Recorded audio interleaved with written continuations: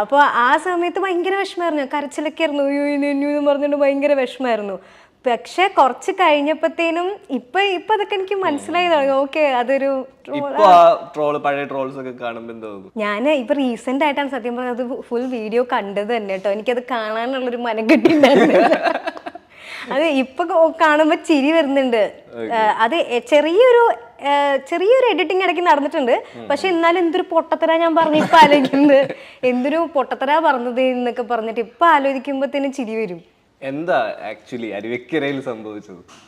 സത്യം പറഞ്ഞു കഴിഞ്ഞാൽ അങ്ങനെ ഒരു ഗംഭീരമായ ഒരു സംഭവമാണെന്നോ അതിന്റെ സീരിയസ്നെസ് ഒന്നും എനിക്ക് അറിയില്ലായിരുന്നു. അപ്പോൾ ഞാൻ എന്താ പറയാ, അങ്ങനെ ഒരു അത്രയ്ക്ക് കുഞ്ഞൊന്നുമല്ല, അത്യാവശ്യം ഇതുണ്ട്. എന്താ എനിക്ക് തോന്നുന്നു ഒരു 10-20 വയസ്സൊക്കെ ഉണ്ട്.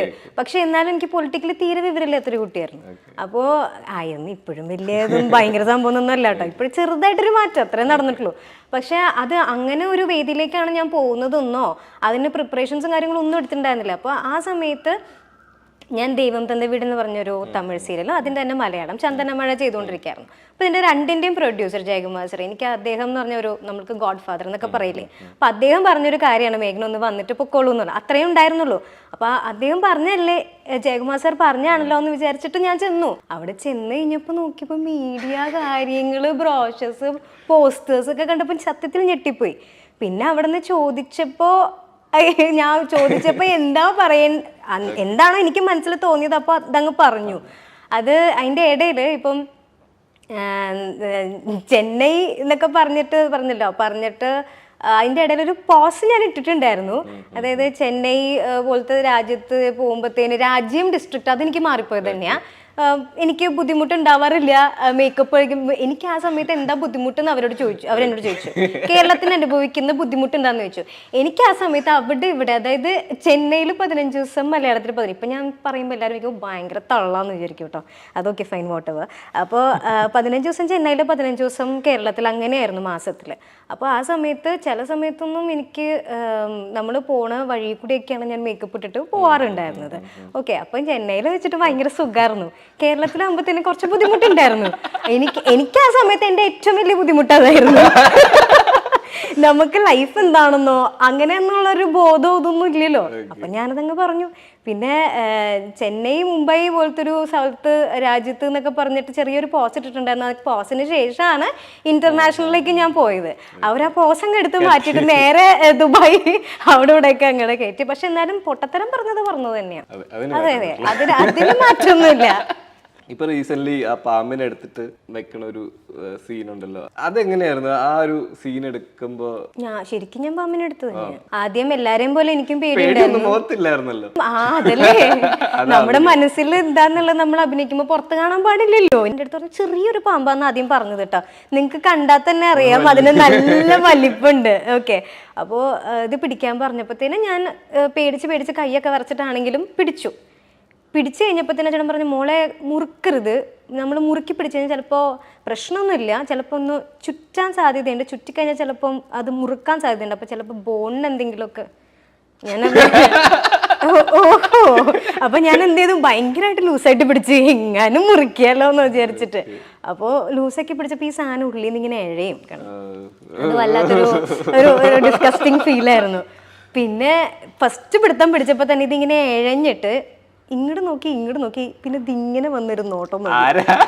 എന്റെ അമ്മ, സത്യം ഉണ്ടല്ലോ എന്റെ പൊന്നോ, നമ്മള് എന്താ പറയാ, 3 ലോകം ഒന്നിച്ച് കാണുമെന്ന് പറയില്ലേ. പിന്നെ ടേക്കിന്റെ സമയത്ത് എൻ്റെ അടുത്ത് പറഞ്ഞു, ഒരുപാട് എടുക്കണ്ട, ഒറ്റ ടേക്കിൽ എടുത്താൽ മതി, നേരെ വരിക, അടുത്തുനിന്ന് പാമ്പിൻ്റെ അടുത്ത് പ്രാർത്ഥിക്കുക, നേരെ വന്ന് പാമ്പിനെ എടുക്കുക, പുറത്തേക്ക് പോവുക.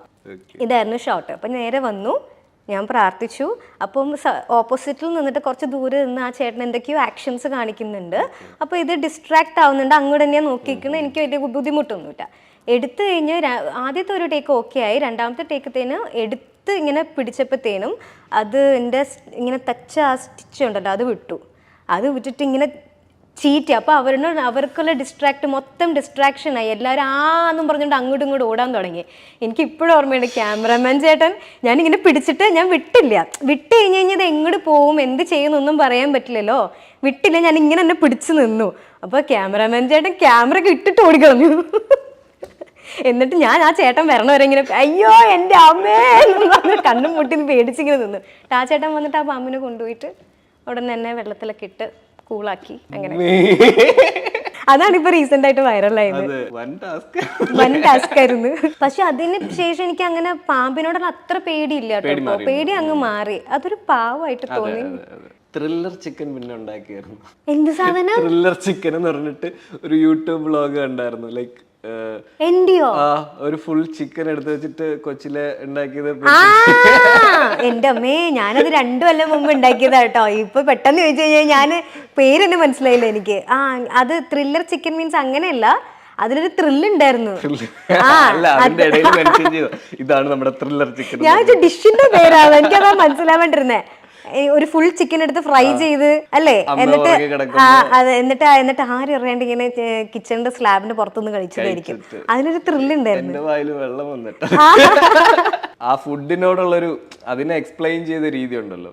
നമ്മൾ പറഞ്ഞിട്ട് ചോറ് എടുത്ത് വെച്ചിട്ട് അതില് കുറച്ച് എന്താ ഫ്രൈന്റെ മസാലയുടെ സാധനം എടുത്ത് വെച്ച് അത് ഭയങ്കര ടേസ്റ്റാണ്. നമ്മള് നോർമലി ഇപ്പൊ ചിക്കൻ പൊരിച്ചതാണെങ്കിലും മീൻ പൊരിച്ചതാണെങ്കിലും ഈ എണ്ണയുടെ അടിയിൽ ഈ മസാല കിടക്കുമല്ലോ കരിഞ്ഞിട്ട്, അതെടുത്ത് നല്ല ചൂട് ചോറിൽ ഇങ്ങനെ മിക്സ് ചെയ്ത് ഒരു ഉരുള കഴിക്കാന്ന് പറഞ്ഞാൽ ഭയങ്കര ടേസ്റ്റാണ്.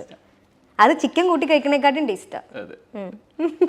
അല്ല, അത് അത്ര ഇൻട്രസ്റ്റ് ഉള്ള ആൾക്കാർ അങ്ങനെ പറയുള്ളൂ. അതുകൊണ്ടാണ് ഞാൻ ചോദിച്ചത്. ഫുഡി ആണോ? ഫുഡി ആണ്. ഞാൻ എല്ലാം കഴിക്കും.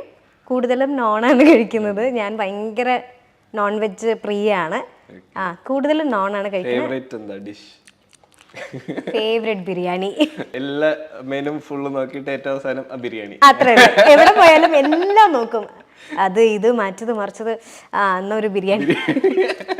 ഒരു 4 വർഷം മുന്നേ ഉള്ള മേഘ്ന അല്ല ഇപ്പോൾ ഉള്ളൊരു മേഘ്ന. ഒരു വലിയ മാറ്റം ഉണ്ടായിട്ടുണ്ട്. സ്വന്തമായിട്ട് ഒരു കാര്യങ്ങൾ ചെയ്യാൻ പഠിച്ചു. കുറെ ഒരു വ്യത്യാസം മേഘ്നയ്ക്ക് വന്നു എന്നുള്ളത് അതെല്ലാരും പറയുന്നത്. അതെങ്ങനെയാ ആ ഒരു ചേഞ്ചിലോട്ട് പറഞ്ഞത്? ലൈഫ് ഭയങ്കരമായിട്ട് ട്രിഗർ എന്തായിരിക്കും? ലൈക്ക് ഒരു മൊമെന്റിൽ ലൈക്ക് ഐ ഷുഡ് ചേഞ്ച്, അല്ലെങ്കിൽ ഞാൻ മാറണം. ഇത് പ്രായത്തിന്റെ അല്ല കേട്ടോ. ഈവൻ എനിക്ക് ഒരു 10-24 വയസ്സിന്റെ സമയത്ത് പോലും എനിക്ക് തീരെ മെച്യൂരിറ്റി ഇല്ലാത്തൊരു കുട്ടിയായിരുന്നു ഞാൻ. മെച്യൂരിറ്റി മീൻസ് എനിക്ക് ഒരാളോടൊരു നോ പറയാൻ വലിയ ബുദ്ധിമുട്ടായിരുന്നു. ലൈക്ക് കുട്ടികളെ എങ്ങനെയാത്തുള്ള അതുപോലെ എനിക്ക്, കാരണം ഞാൻ പറഞ്ഞല്ലോ, എന്നെ അപ്പാപ്പനും അമ്മാമ്മയും കൂടി വളർത്തിയ ഒരു കുട്ടിയാണ്. ഓക്കെ, അപ്പോൾ അതുകൊണ്ട് എനിക്കറിയാവുന്നത് അവരുടെ ഒരു ലോകമാണ്. പള്ളിയിൽ പോവുക, തിരിച്ച് വീട്ടിൽ വരിക, അമ്മമ്മ വെച്ചുണ്ടാക്കിയ ഭക്ഷണം കഴിക്കുക. വേറെ പുറം ലോകം അങ്ങനെ എങ്ങനെയാണ് ഏതാ ഒന്നും എനിക്ക് അറിയത്തില്ല. പിന്നെ ഫീൽഡിലേക്ക് വന്ന് പിന്നെ അമ്മയായിരുന്നു കംപ്ലീറ്റ് കാര്യങ്ങൾ നോക്കിയിട്ടുണ്ടായിരുന്നത്. അപ്പോൾ സ്വന്തമായിട്ടൊരു ഡിസിഷൻ എടുക്കാനോ അങ്ങനെയൊന്നും ഉണ്ടായിരുന്നില്ല. പിന്നെ ലൈഫിൻ്റെ ഒരു സ്റ്റേജിൽ ഞാൻ പറഞ്ഞില്ലേ, നമ്മൾ ഒരുപാട് പാഠങ്ങൾ പഠിക്കൂലേ. സോ അവിടെ നിന്ന് എനിക്ക് തോന്നിയതാണ് ഇങ്ങനെ ഇരുന്നാൽ പറ്റില്ല, ഐ ഹാവ് ടു ചേഞ്ച്. എനിക്ക് എന്താ പറയുക, എല്ലാ കാര്യങ്ങളും സ്വന്തമായിട്ട് ചെയ്യാൻ പറ്റണം. ഇപ്പോൾ ഫോർ എക്സാമ്പിൾ എനിക്ക് ഇപ്പോഴത്തെ കുട്ടികൾക്ക് ഇത് ചിന്തിക്കാൻ പോലും പറ്റുമെന്ന് എനിക്കറിയില്ല. ഇപ്പോഴും ഞാൻ പറയണു, പ്രായത്തിൻ്റെ അല്ല, അപ്പോഴും പ്രായമുണ്ട്. ഒരു 24-25 ഒക്കെ ഉണ്ടെങ്കിൽ പോലും എനിക്കൊരു ATM പോയിട്ട് എനിക്ക് ക്യാഷ് വിഡ്രോ ചെയ്യാൻ അറിയില്ലായിരുന്നു. അങ്ങനത്തെ ഒരു കുട്ടിയായിരുന്നു ഞാൻ. അപ്പോൾ അവിടെ നിന്ന് ഇങ്ങനത്തെ ഒരു ചേഞ്ച്, ഒരു വലിയൊരു ചേഞ്ച് തന്നെയാണ്. അത് ലൈഫ് എന്നെ പഠിപ്പിച്ച ചേഞ്ച് തന്നെയാണ്. ഈ അഭിനയത്തിലോട്ട് വരാൻ ഒരു ഇൻസ്പിറേഷൻ ആരാ? എനിക്ക് ഇൻസ്പയർ ആവാനുള്ള സമയമൊന്നും ഉണ്ടായിരുന്നില്ല. ഞാൻ അഭിനയത്തിലേക്ക് വരുമ്പോൾ എൻ്റെ വയസ്സ് 5ആണ്. അതെ, 5 വയസ്സ്. പോപ്പിക്കുടിയുടെ ആഡാണ് ഫസ്റ്റ് ചെയ്യുന്നത്. കാരണം അമ്മ ഈ ഫീൽഡിലായിരുന്നു. അമ്മ കുറെ ഫിലിംസും ഇതൊക്കെ സീരിയൽസും ഒക്കെ ചെയ്തിട്ടുണ്ട്. അമ്മ അഭിനയിക്കുന്ന കാര്യം എവിടെ പറഞ്ഞിട്ടില്ല എന്ന് തോന്നുന്നു. അമ്മ പറഞ്ഞിട്ടൊക്കെ ഉണ്ട്, പക്ഷെ അതങ്ങനെ ആർക്കും ഒരുപാട് പേർക്ക് അറിയില്ല എന്നേ ഉള്ളൂ. അമ്മ ആർട്ടിസ്റ്റ് ആയിരുന്നു. അമ്മ ഒരുപാട് പടങ്ങൾ ചെയ്തിട്ടുണ്ട്. ആദ്യം അമ്മ പടങ്ങളാണ് ചെയ്തത്, പിന്നെ സീരിയൽസും ചെയ്തിട്ടുണ്ട്, ആഡ്സ് ചെയ്തിട്ടുണ്ട്. അപ്പോൾ ഞാൻ ഈ ഫീൽഡിൽ വരുമ്പോൾ എൻ്റെ വയസ്സ് 5 എന്ന് ഞാൻ പറഞ്ഞില്ലേ. അപ്പം ഒന്ന് നമുക്ക് ഓർമ്മ വയ്ക്കുമ്പോൾ തൊട്ട് നമ്മൾ ഈ ഫീൽഡിലുണ്ട്. പിന്നെ ഞാൻ ഡാൻസ്, എൻ്റെ അരങ്ങേറ്റം നടക്കുന്നത് 6ാമത്തെ വയസ്സിലാണ്. അപ്പോൾ 3.5 വയസ്സ് തൊട്ട് ഞാൻ ക്ലാസ്സിലൊക്കെ പോയി തുടങ്ങി. അങ്ങനെ പിന്നെ അമ്മാമ്മ എപ്പോഴും പറയും, എനിക്ക് 2.5 വയസ്സുള്ളപ്പോഴാണ് ഞാൻ ഫസ്റ്റ് സ്റ്റേജിൽ കയറുന്നത്. ഇതിന് ഒരു ഫാൻസി ഡ്രസ്സിന് ശകുന്തളയായിട്ട്. അപ്പോൾ നമുക്ക് അറിവ് വെച്ച് വരുമ്പോഴേ നമ്മൾ ഇങ്ങനെയൊക്കെ തന്നെയാണ്.